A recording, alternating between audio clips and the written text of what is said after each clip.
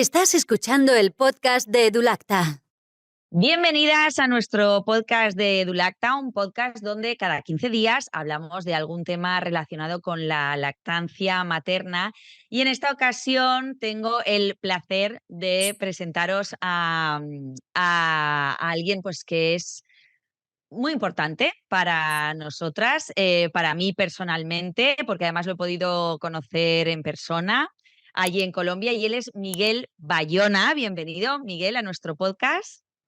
Hola Ruth, hola a todas, pues un placer, un gusto tremendo estar acá con ustedes, muchas ganas tenía de estar en este podcast y acá dispuesto a compartir algo de lo que sé sobre lactancia y otros temas difíciles y diferentes.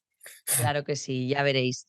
Bueno, pues digo que es muy especial para nosotras porque Miguel es de los pocos alumnos que hemos tenido y que además se certificó como IBCLC con nuestro acompañamiento, con nuestro curso de preparación. Él es conocido, lo conoceréis en las redes por el doctor Barbuchas.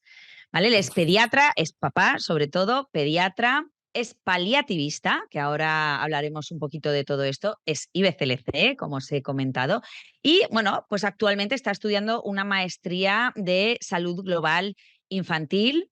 Y bueno, Miguel, lo dicho, un placer tenerte en nuestro podcast y bueno, va a ser un podcast muy especial porque a mí personalmente me gusta mucho hablar bueno, la lactancia materna en general pues ha estado siempre muy invisibilizada y hay que hablar mucho de ella, ¿no? Una de nuestras funciones, de hecho, como consultores es visibilizar y promocionar la lactancia materna, ¿no? Pero dentro del mundo de la lactancia luego hay ciertos temas que son aún más complicados de abordar o más tabús.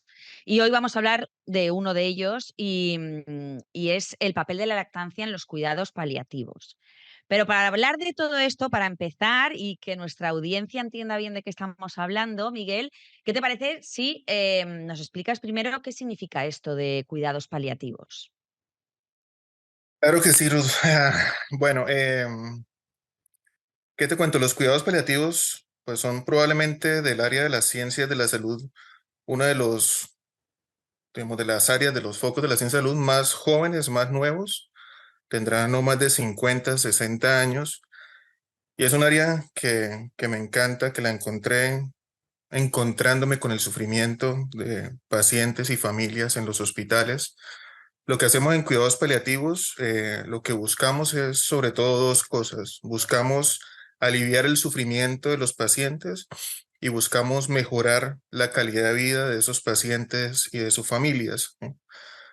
Eso hay que tenerlo muy claro porque normalmente cuando hablamos de cuidados paliativos, la mayoría de las personas que han escuchado el nombre generalmente piensa en final de vida, piensa en muerte, piensa en enfermedad catastrófica, piensa en duelo, ¿sí?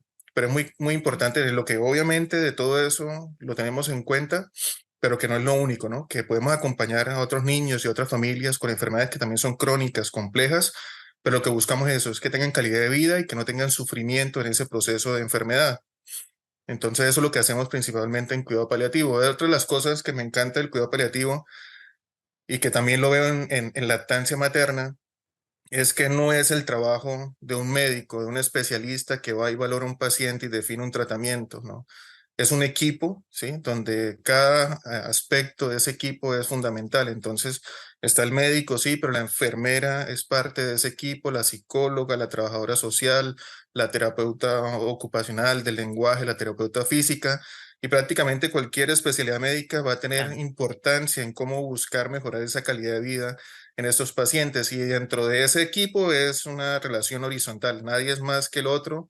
Todos trabajamos buscando ese confort y ese mejor estar para esa familia y ese paciente que lo necesitan. Claro que sí.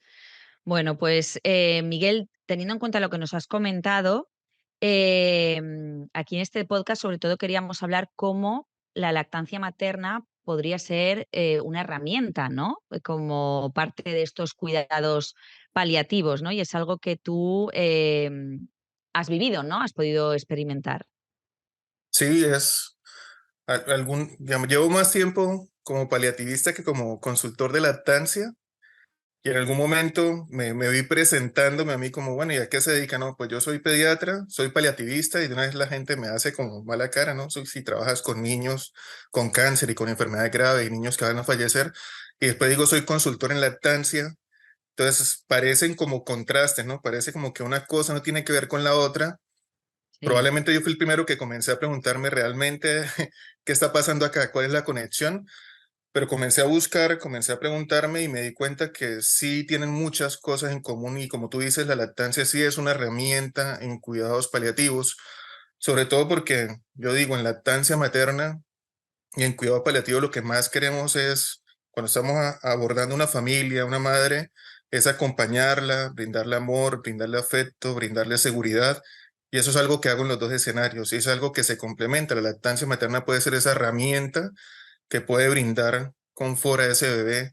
Es esa herramienta que puede permitir a una madre que de pronto ha perdido a su bebé continuar dando ese amor que ya no puede dar a su bebé, de pronto dárselos a otros bebés. Entonces sí comienza a tener sentido la lactancia a través del cuidado paliativo y viceversa.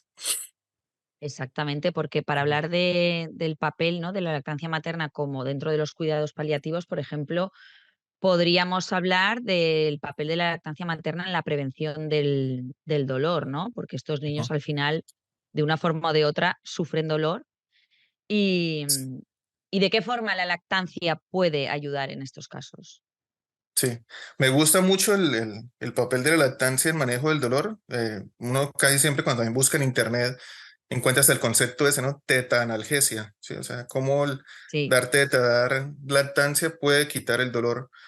Y hay que entender que, digamos, en ese manejo del dolor no solo es para el niño que está en cuidados paliativos o que no tiene opción de curación o que va a fallecer, sino que la lactancia es valiosa para prevenir el dolor en cualquier niño, en cualquier bebé que también esté sano.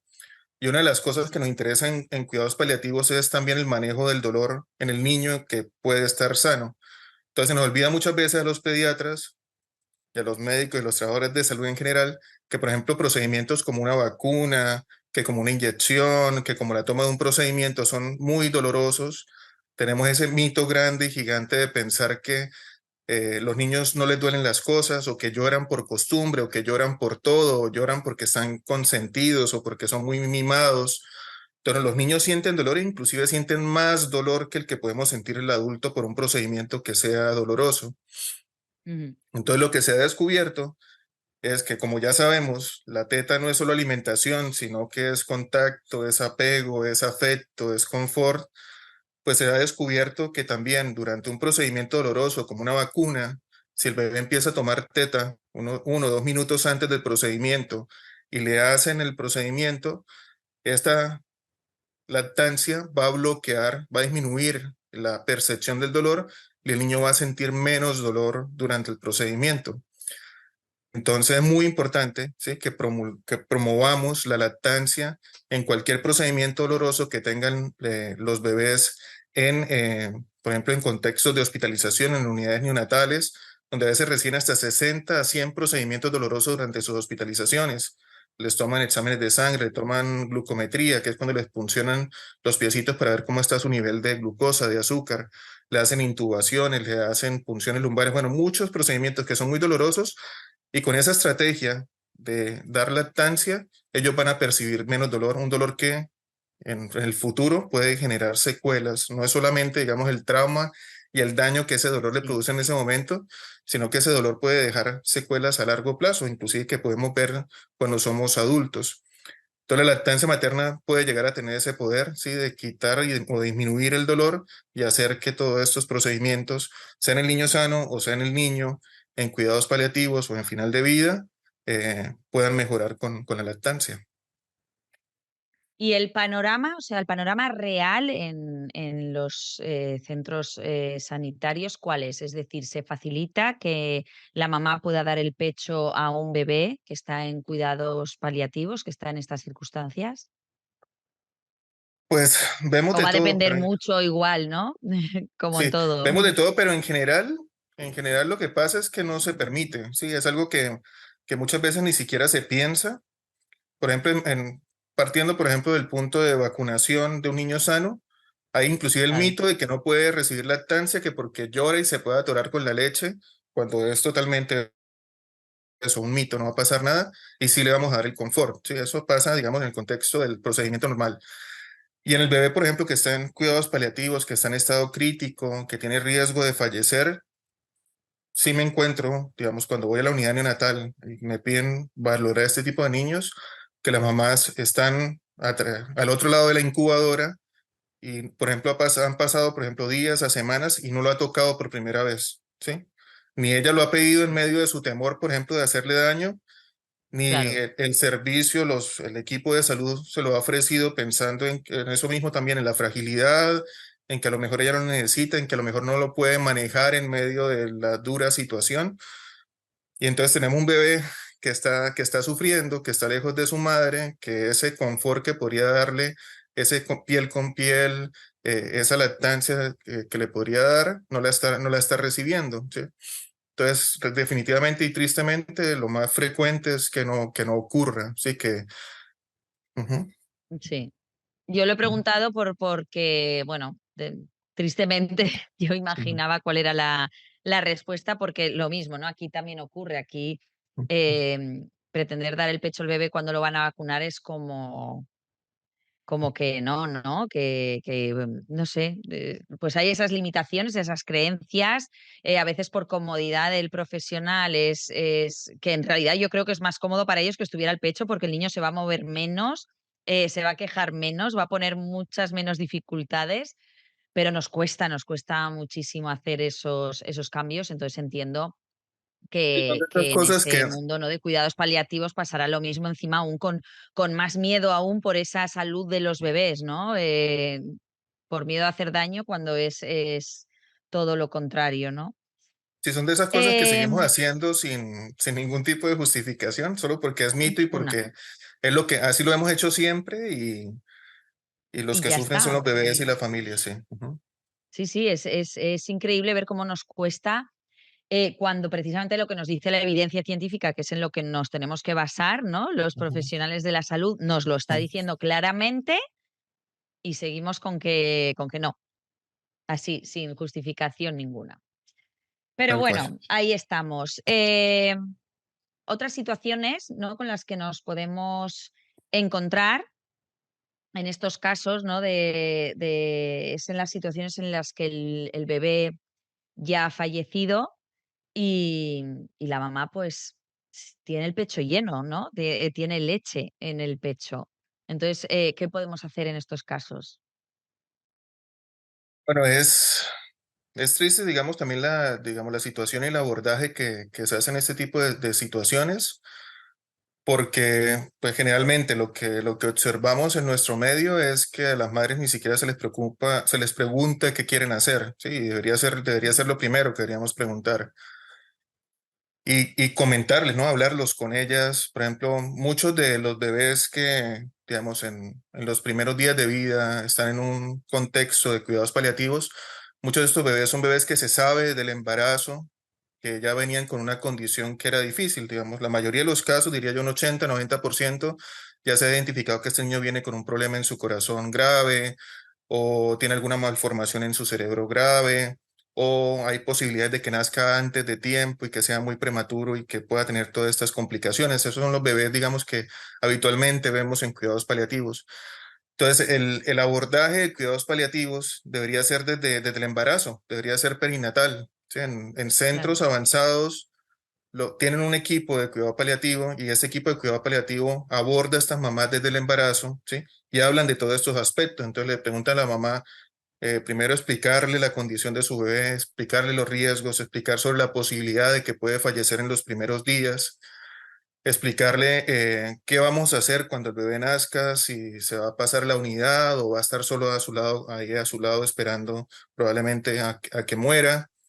Y habría que discutir, y se discute en estos lugares, digamos, donde existen estos equipos, qué va a pasar con la lactancia materna, si es su deseo lactarlo, si es su deseo tener piel con piel, ¿sí?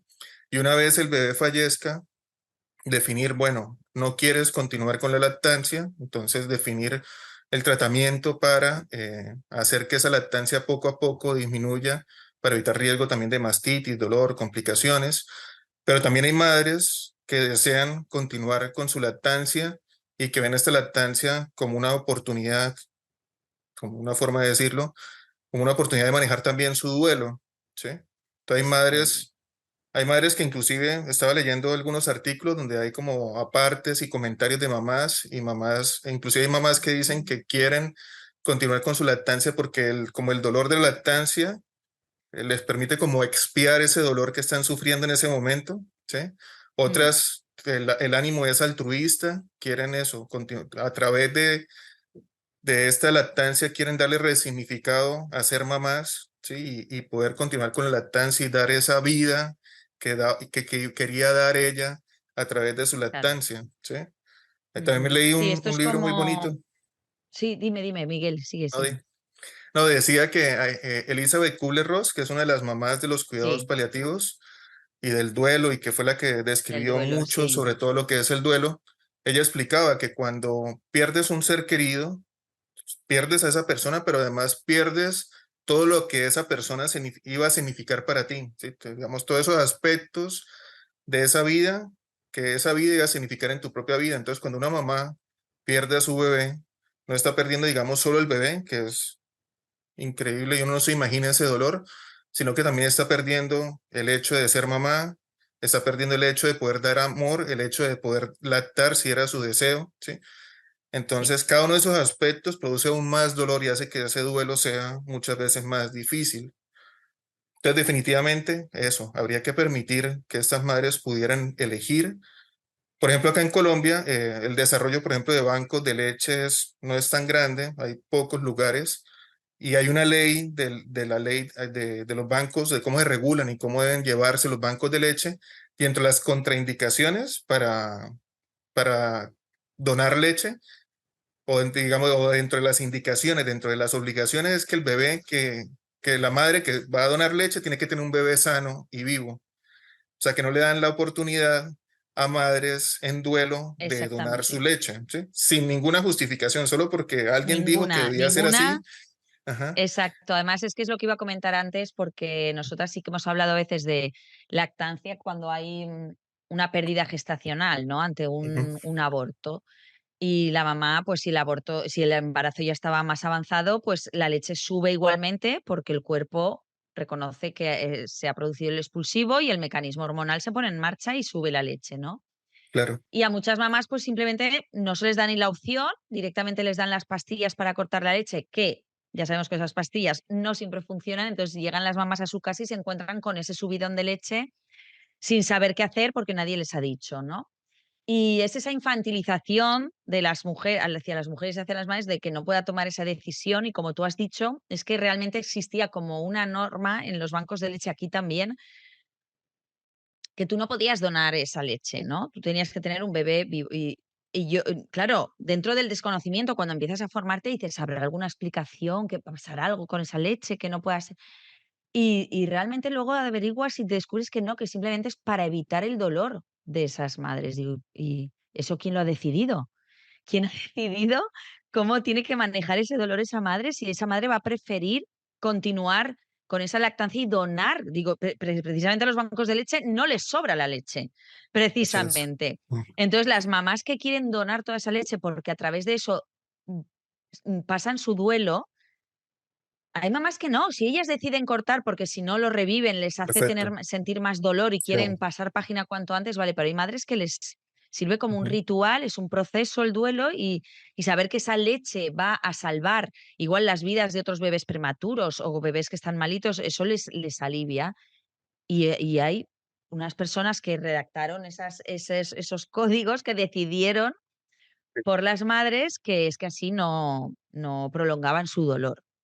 Y a día de hoy, hay esto poco a poco va cambiando, pero es así, que dices: "Madre mía", en fin. Sí, sí, total, sin ningún tipo de justificación. Sí encontré artículos donde, digamos, resaltaban también la importancia de que pues, este tipo de madres pues, necesitan un acompañamiento también en equipo, un seguimiento, ¿sí?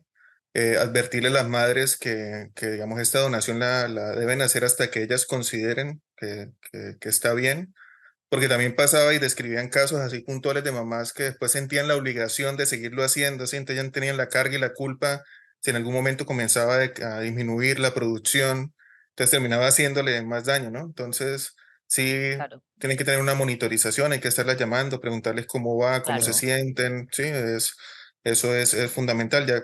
Entonces, eso no se debe olvidar, pero siempre darle la oportunidad, por supuesto.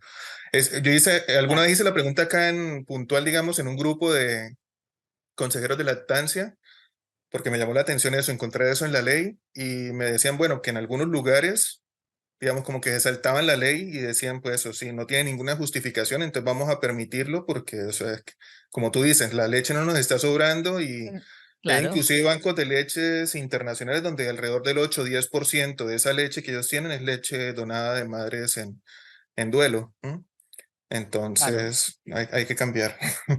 por supuesto, por Sí. supuesto.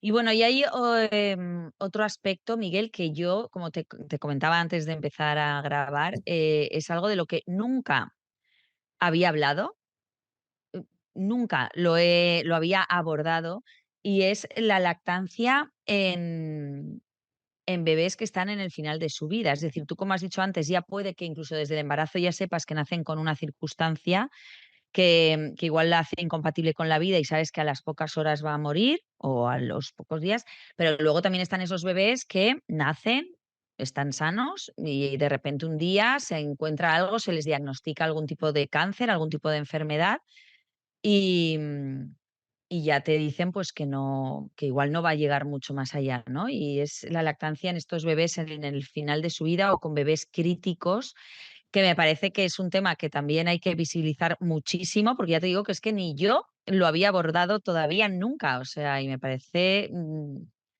fundamental porque igual ocurre, no es un caso súper común en lactancia materna que vayamos a atender a diario como asesoras, pero sí me parece que tiene la importancia suficiente como para que estés preparada como asesora o profesional que vas a acompañar a una mamá en esta situación, ¿no?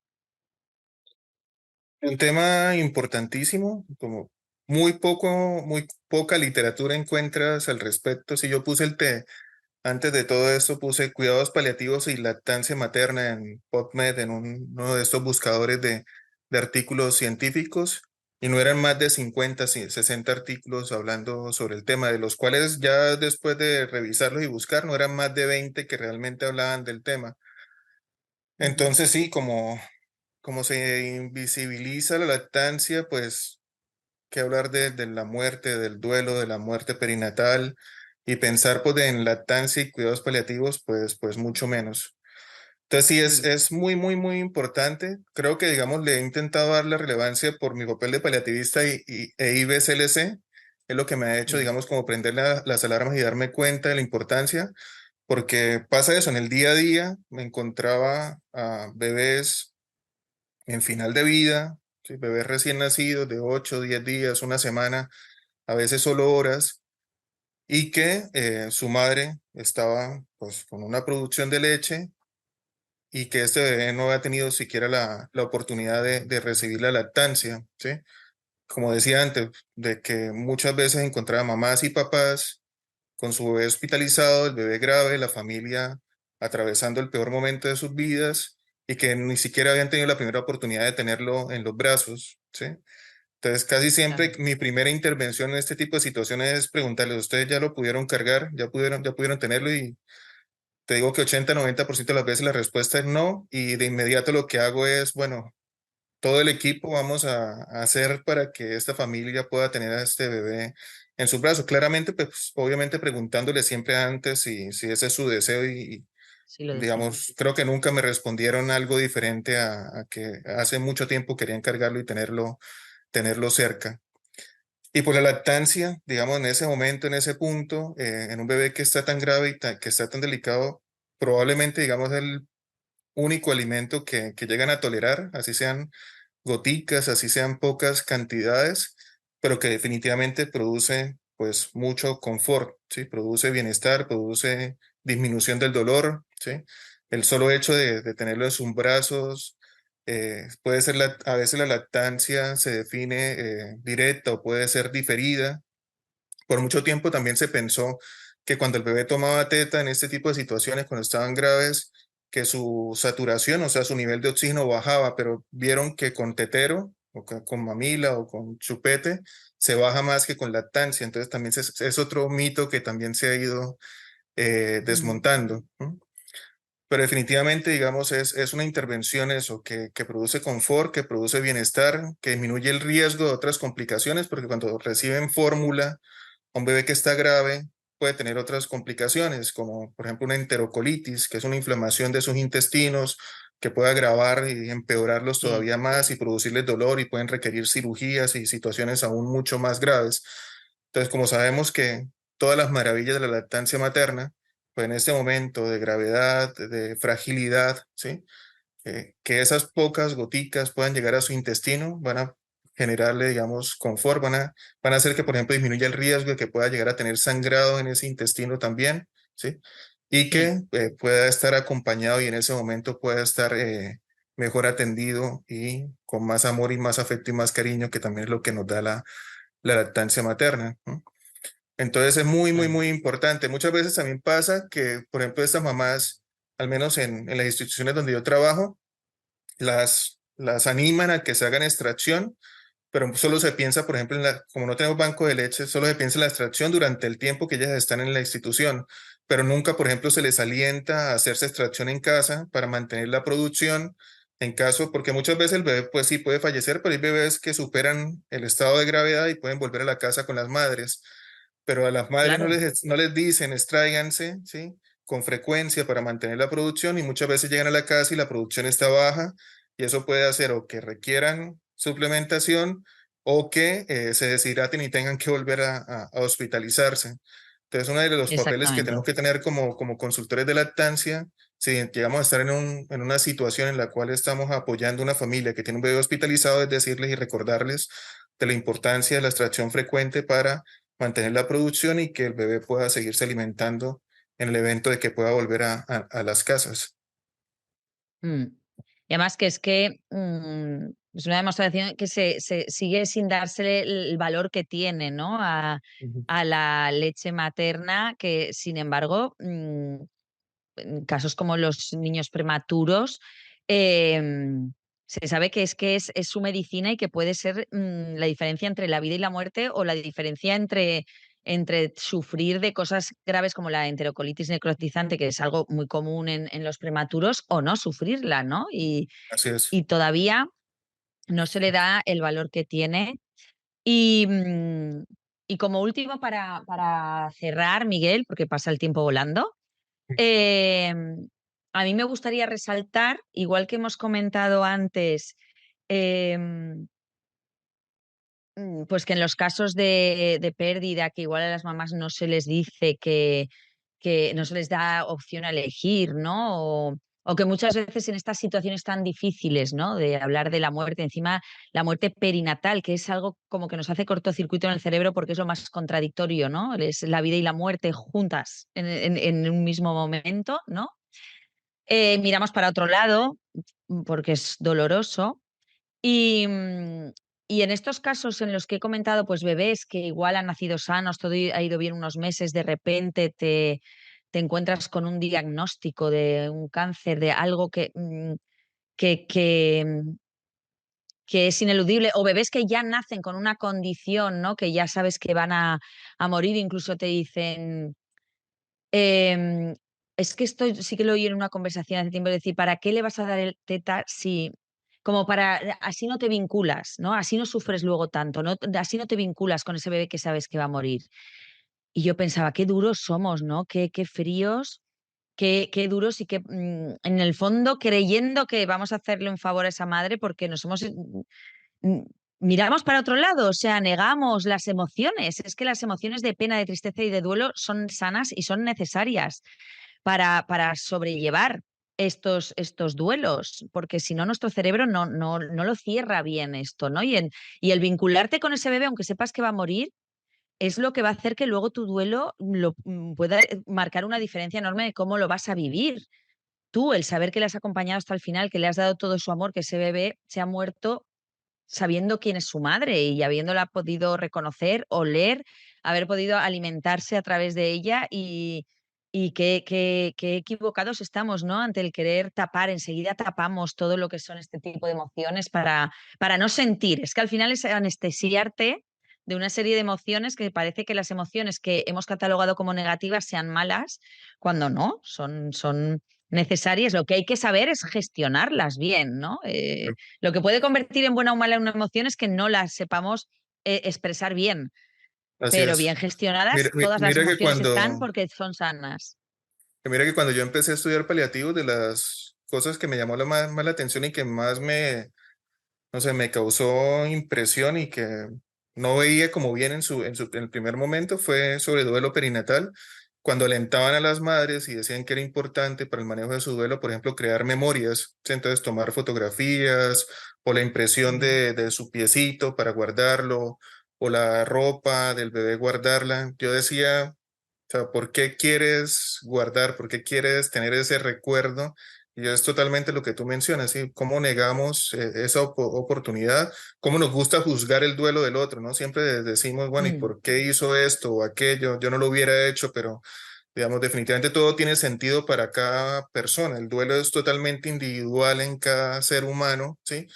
Y sí, se trata de eso, de permitirle, de respetarlo, de alentarlo y de entender que cada persona lleva su propio proceso y necesita de esas herramientas y de esas eh, rituales y ceremonias para poder, digamos, soportarlo en medio de tanto claro, dolor. para poder transitar ese duelo, Ujú. para poder integrarlo, ¿no? Que sería, el duelo tiene muchas etapas. Tú has nombrado a Elizabeth Kubler-Ross, yo es que Sí. mm, al hablar de manejo de duelo, pues es una de Ujú. son las bibliografías que recomendamos a nuestras alumnas, porque ella Sí. es, pues, referente absoluta en duelo. Y al final es integrarlo, ¿no? Integrar esa experiencia en tu vida y pues cada uno, mientras estemos bien acompañados y transitándolo bien, cada uno tendremos nuestras formas, ¿no? De hacerlo. Bueno, Miguel, Claro. pues muchísimas gracias por dedicarnos este ratito. Ha sido un placer. Ha sido un podcast muy bonito, la verdad yo creo que lo sabremos enseguida, pero yo creo que cualquiera que nos esté escuchando pues le va a resultar pues de mucho interés porque son cosas que seguramente no habrán oído hablar en muchas ocasiones y son muy necesarias tanto como madres, que igual hayamos podido pasar por una situación así, igual así ahora nos entendemos mejor, o que pueda haber alguien a nuestro alrededor que esté en una situación así, o como profesionales, ¿vale? Fundamental visibilizar esto como profesionales para acompañar a estas familias como necesitan y como se merecen. Así que, Miguel, mil gracias por haber estado aquí con nosotras, por tu tiempo, desde ahí, desde Colombia. Y como decimos en Edulacta, para despedirnos, mucha teta, que hace falta mucha teta en el mundo. Vale, un abrazo a todas, un gusto tremendo. No, acá siempre atento, me pueden encontrar en mis redes como pediatra en casa o como doctor Barbuchas. Hablo sobre cuidados paliativos y sobre lactancia y sobre pediatría en general. Y no, eso, acuérdense de todas esas mamás, de todas esas amigas, de todas esas compañeras que pueden estar viviendo este proceso y muchas veces evitamos hablar de estos temas, lo consideramos tabú y muchas veces lo que esas personas necesitan es eso. Siempre alguien me pregunta qué debería decir en este tipo de momentos. Yo digo, no debes Sí. decir nada, solo debes escuchar. Estar ahí presente es como lo más importante y estar cerca y como darle esa confianza a esa persona para poder expresar todo eso que muchas veces está guardando y sintiendo. Exactamente, Miguel. Bueno, Vale, pues un beso y un abrazo muy fuerte a todos por allí, por Colombia. Y bueno, pues, mucha teta y hasta la próxima, Miguel. mucha teta. Bye bye.